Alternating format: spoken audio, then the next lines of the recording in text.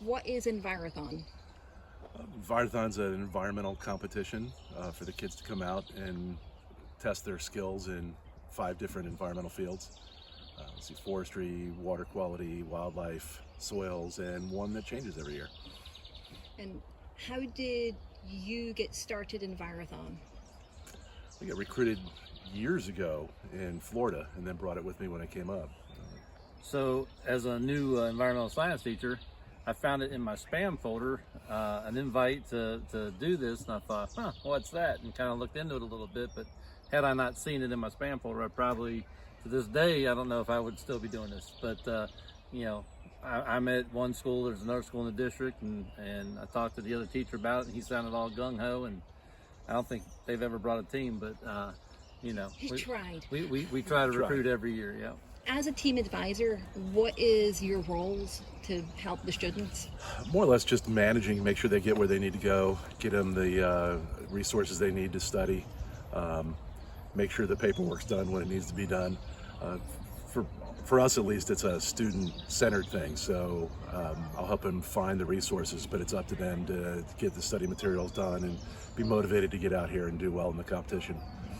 In a school that like his, it's entrenched in there, so they kind of know what it is. And mine, this is our 3rd time doing this, so we still don't have a history. I got my first 2-time environmentalist out here, and so it's more of a getting awareness out early, so that when they're starting their environmental clubs and all that kind of stuff, we can kind of incorporate it. I know some schools like theirs run it more like a sport, and to do well on it, you almost need to do that. You need to devote some time throughout the year to prepare for it.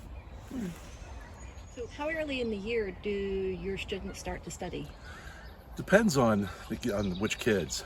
This year I've got a couple of motivated teams that have been here before, so some veterans. So they started back in October and November. Other than that, it's usually after the first of the year. I start pulling up the materials. A lot of times it depends on when they post the new materials for the study times, which is oftentimes in February, so that's when we get started. Yeah, I'd say about the same. Do you have any tips or tricks for new advisors? Just getting the kids out here the first time is the biggest trick. Once they get out here, they tend to come back. So, how do you beat it? You'd be out here on a nice day in a park rather than in a school building. It's near the end of the year, so it's spring, and the kids seem to get a big kick out of it. So I don't have very many that don't show up a second year once they're here the first time. What do you wish you knew when you started out?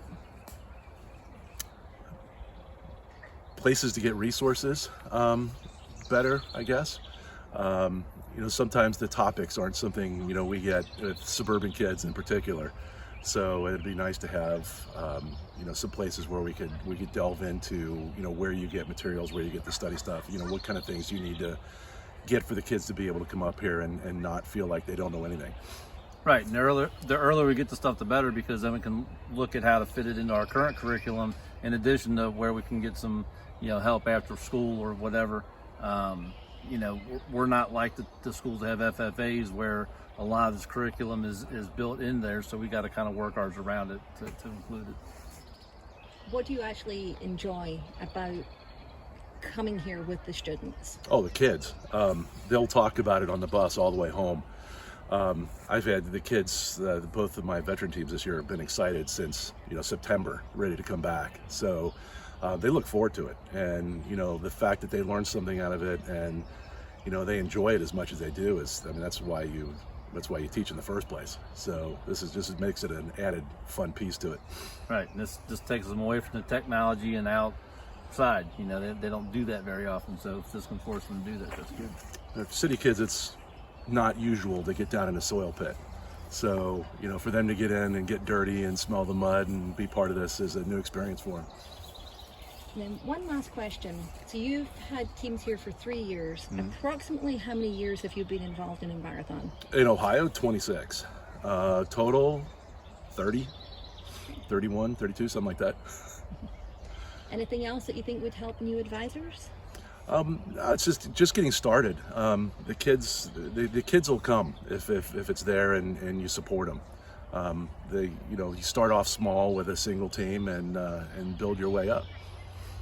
And I'd like to see more communication from the Envirothon earlier in the year, to give us some stuff to kind of go with. You know, I tell kids, it's coming. You know, after the first year, we'll start looking for emails, and but the more we can get started earlier, the more teachers can be put in contact with each other as resources. Me as a new teacher would have loved to have information saying, hey, this guy knows what he's doing, talk to him.